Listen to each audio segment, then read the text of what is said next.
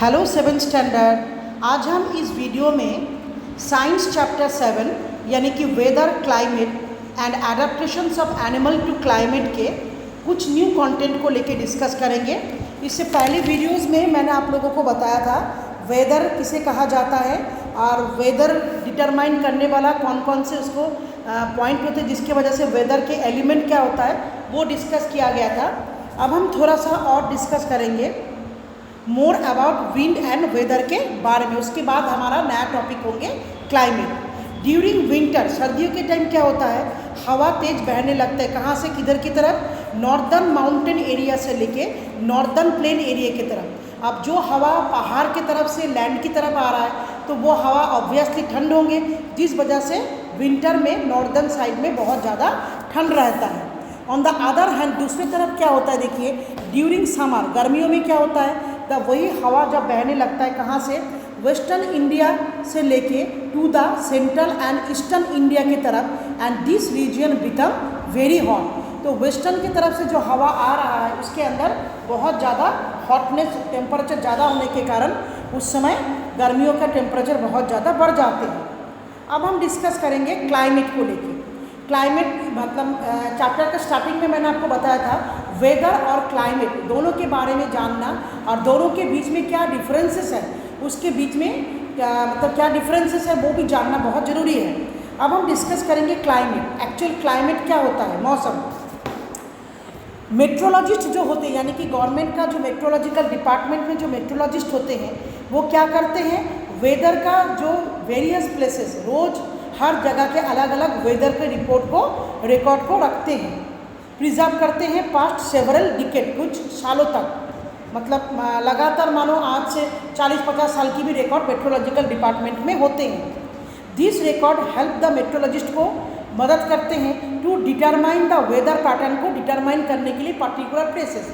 जैसे कि आप देखते हो गर्मियों में न्यूज़पेपर में वेदर रिपोर्ट में लिखा हुआ रहता है आज का टेम्परेचर जो है पिछले 20 सालों से आज के डेट का टेम्परेचर बहुत ज़्यादा था।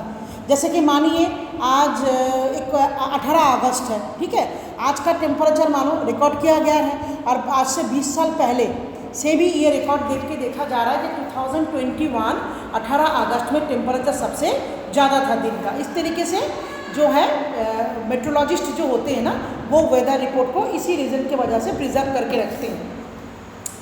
और क्लाइमेट क्या होता है, कम से कम किसी एरिया का 25 ईयर्स का कम से कम 25 साल का एक वेदर एवरेज वेदर रिपोर्ट होता है क्लाइमेट। तो वेदर एंड क्लाइमेट के बीच में क्या फ़र्क होता है, वेदर क्या करते हैं, it describe short term atmospheric condition को डिस्क्राइब करता है और क्लाइमेट कम से कम एक एरिया का 25 साल का पुराना रिकॉर्ड को डिस्क्राइब करता है। लेकिन 25 साल से वो रिकॉर्ड लगातार लेने के बाद आइडेंटिफाई किया जाता है कि उस एरिया का क्लाइमेट कैसा है।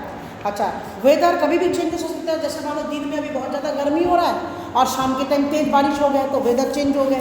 और क्लाइमेट इस तरीके से चेंज नहीं होता है, वो बहुत लंबे पीरियड तक एक जैसा ही रहता है। अच्छा, weather it is applicable to a smaller area के हम लोग वेदर रिपोर्ट निकालते हैं, बट क्लाइमेट जो होते हैं it is applicable to a much longer area, may be a state और ए रीजन। वी फाइंड हमने ये देखा है the temperature in the Himalayan region is very low. Himalayan region के टेम्परेचर बहुत तापमान कम होता है। सो वी कैन से हम कह सकते हैं हिमालयन रीजन के क्लाइमेट कैसा है, कोल्ड है। The temperature in the desert रेगिस्तान जो एरिया है उस एरिया में टेम्परेचर मैक्सिमम टाइम हॉट रहता है, तो हम कह सकते हैं डेजर्ट एरिया का क्लाइमेट है वेरी हॉट। इन राजस्थान में द एनुअल रेनफॉल पूरे साल भर के जो बारिश का जो रिकॉर्ड होता है वो भी बहुत कम होता है। द टेम्परेचर बहुत गर्मी रहता है most of the year. So we say the climate in Rajasthan is hot and dry कह सकते हैं।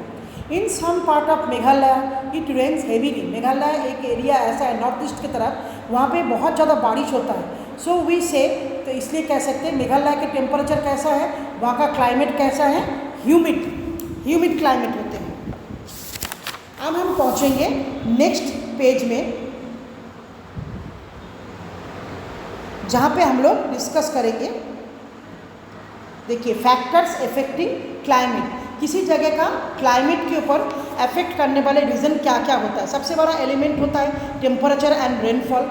ये सबसे मेन दो कैरेक्टरिस्टिक्स या फैक्टर्स है जो क्लाइमेट के ऊपर सबसे ज़्यादा इफेक्टेड होते हैं।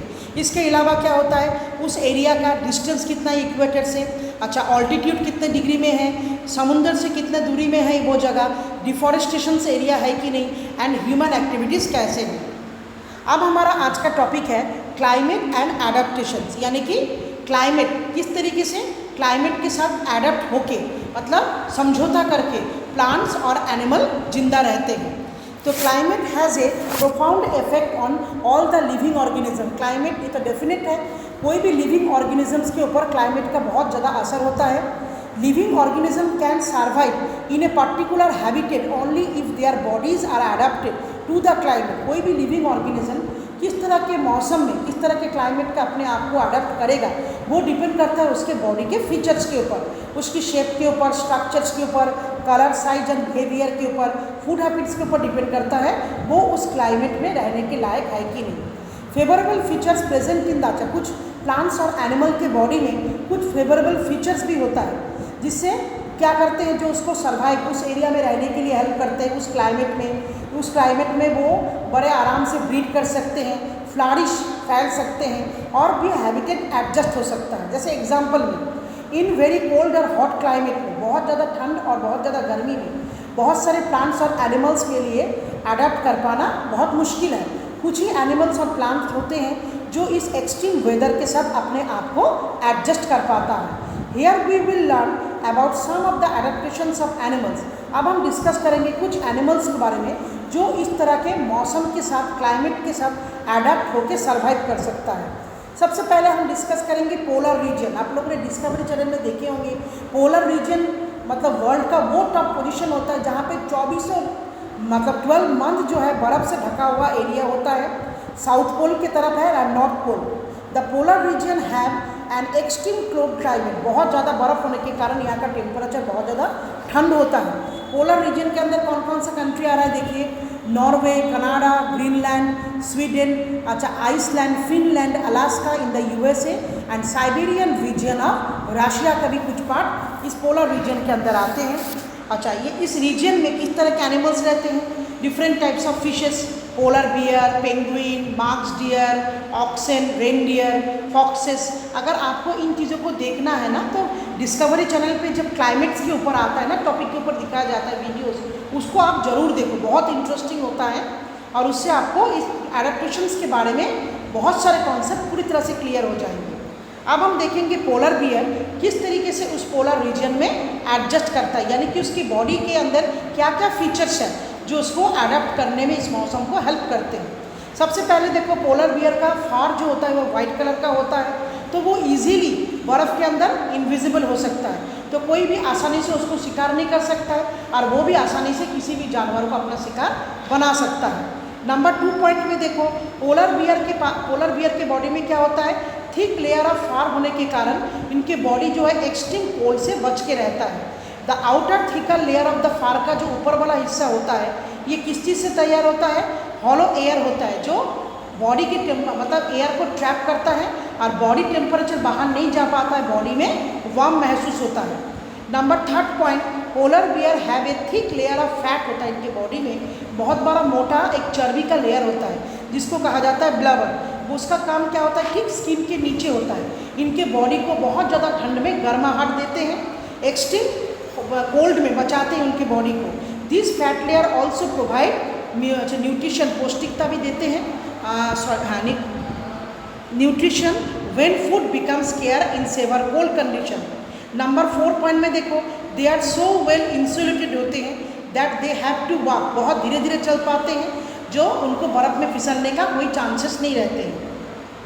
इनका सेंस ऑर्गन बहुत स्ट्रांग होता है जिससे वो अपने शिकार को ढूंढ सकता है। अच्छा, इनके कान और या टेल जो होते हैं बहुत शॉर्ट होते हैं जिससे बॉडी टेम्परेचर लॉस ना हो पाए। दे हैव लॉन्ग कार्व, इनके नाखूनों के जो पंजे के अंदर जो नाखून होते हैं वो काफ़ी लंबे, कार्व एंड शार्प होता है जो उनको बर्फ़ के ऊपर से भी चलने के लिए मदद करते हैं। अब हम देखेंगे नेक्स्ट चैप्टर में फिजिकल एक्टिविटीज़ भी उनके बॉडी में कुछ होते हैं जो इनको बॉडी को सर्दियों में वार्म लगता है। उसका मेन कारण क्या होता है, थोड़ा बहुत वार्म सीजन में ये लोग स्विमिंग करते हैं जिससे इनका बॉडी गर्म होता है। वाइल स्विमिंग करते हैं पानी के नीचे तो वो अपने नॉस्ट्रिल्स को क्लोज रखते हैं और एक लंबे टाइम तक पानी के नीचे खुद को बचा के रख सकते हैं। नंबर 10 पॉइंट में देखिए, इनके पैरों का जो पंजा होता है ना वो काफ़ी चौड़ा एंड ब्रॉड होते हैं, जिससे वो स्विमिंग कर सकते हैं आराम से और बर्फ़ के ऊपर से बिना फिसलन के आराम से चल सकते हैं, कोई भी दिक्कत नहीं होता है। अब हम डिस्कस करेंगे एडेप्टेशन इन पेंगुइन। पेंगुइन बहुत खूबसूरत एक बर्ड होता है जिनका बॉडी कैन नॉट फ्लाई, वो उड़ नहीं सकता है, बट अंटार्कटिक रीजन में हमें बहुत ज़्यादा पेंगुइन मिलता है देखने के लिए। पेंगुइन फिश खाते हैं और बहुत अच्छा स्विमर भी होते हैं। Penguin can live in the extremely cold climate में भी ये सर्वाइव कर जाते हैं। उसके पीछे अडेप्टेबल फीचर्स क्या होता है देखो, एक तो पेंगुइन का कलर वाइट इन कलर होते हैं और ब्लैक कलर का इनका फेदर होते हैं। तो ब्लैक कलर का फेदर होने के बावजूद भी ये स्नोई एरिया के अंदर अपने आप को अच्छे से मैनेज कर सकता है। अच्छा, but still they March well with the winter background of ice and snow. Next point देखो, द ब्लैक कलर का जो फेदर होता है ऑन द पेंगुइन के बॉडी में जो हीट को एब्जॉर्ब करते हैं और उनके बॉडी को वार्म रखने के लिए हेल्प करते हैं। थर्ड पॉइंट में देखिए, दे हैव थिक स्किन, इनका भी स्किन काफ़ी मोटा होता है and a layer of fat, और स्किन के नीचे फैट का लेयर होते हैं इनके स्किन के नीचे जो उनके बॉडी को वार्म रखता है एक्सट्रीम कोल्ड कंडीशन में भी। नंबर 4 पॉइंट देखिए, they live together in large number. ये लोग हमेशा आप देखोगे झुंडों में रहते, कहीं पर भी जाते तो लाइन बना के झुंड में रहने से ये एक दूसरे के साथ रहने से इनका बॉडी भी वार्म रहता है। अच्छा, बॉडी का शेप जो होता है वो स्ट्रीमलाइन होते हैं, फ्लिपर लाइक विंग्स होते हैं जो उनको तैरने के लिए भी हेल्प करते हैं एंड मछलियों को वो आराम से पकड़ के एज ए फूड के तौर पे खा सकते हैं। अब हम डिस्कस करेंगे माइग्रेशन। माइग्रेशन का मतलब होता है स्थानांतर, एक जगह से छोड़ के दूसरी जगह में जब मूवमेंट होता है, फिर बाद में अपने किसी भी कंडीशंस के वजह से जब एक जगह से दूसरी जगह में मूवमेंट होने के बाद फिर वो कंडीशन नॉट अवेलेबल होने पर जब पुराने जगह में जो वापसी होते हैं उसे कहा जाता है माइग्रेशन। तो migration is the process in which a bird और other animal move from one place to another in one season and return in a different season. Bird migrate to warmer region when winter sets in. Polar region वाले area में बहुत ज़्यादा ठंड होने के कारण जैसे ही वहाँ पे सर्दियाँ शुरू होती है तो बहुत से चिड़िया उड़ के वहाँ से थोड़ा बहुत वार्मर प्लेसेस में चले जाते हैं। फिर जब ठंड खत्म होते हैं थोड़ा बहुत, तब वो दोबारा अपने पोलर रीजन में वापस आते हैं। फॉर एग्जाम्पल्स में ले लीजिए, Siberian crane is one of the most common migratory bird होते हैं। Siberian crane live in Siberia में रहते हैं जो बहुत ही ठंडी जगह होते हैं। When winter sets in, Siberia में सर्दियाँ शुरू होती है, इट गेट एक्सट्रीमली, बहुत ठंड होते हैं एट दैट टाइम। तो साइबेरियन क्रेन क्या करते हैं, उड़ के बहुत दूर डिस्टेंस में चले आते हैं जो जगह रिलेटिवली साइबेरियन एरिया से थोड़ा सा वार्म रहता है, जैसे इंडिया में सच एज भरतपुर इन राजस्थान में, सुल्तानपुर इन हरियाणा में, एंड सम जो वेटलैंड ऑफ नॉर्थ ईस्ट की तरफ भी जाते हैं and some other part of India जहाँ से उनको थोड़ा बहुत वार्मर प्लेस मिले। दे स्टे इन इंडिया में कुछ ही सर्दियों के, वही दिसंबर जनवरी फरवरी, ये 3 महीने तक रुकते हैं। फिर दोबारा से जैसे यहाँ पे गर्मियाँ स्टार्ट होती है वो fly back to Siberian area में वापस होते हैं when the winter gets over here. तो देखा जाता है कुछ माइग्रेटरी बर्ड जो होता है वो लगभग 15,000 किलोमीटर तक की डिस्टेंस को कवर करते हुए एक्सट्रीम क्लाइमेट कंडीशन से अपने आप को बचाने के लिए वार्मर क्लाइमेट कंडीशंस के अंदर एंटर होते हैं। तो बच्चे, इस वीडियो को मैं यहीं पे स्टॉप करूँगी, बट ये चैप्टर हमारा कंप्लीट नहीं हुआ है। नेक्स्ट वीडियोज़ में इस चैप्टर्स के कुछ न्यू टॉपिक को लेके हम दोबारा से आपके पास आएंगे और कुछ नई बातें आपसे शेयर भी करेंगे। Thank you students.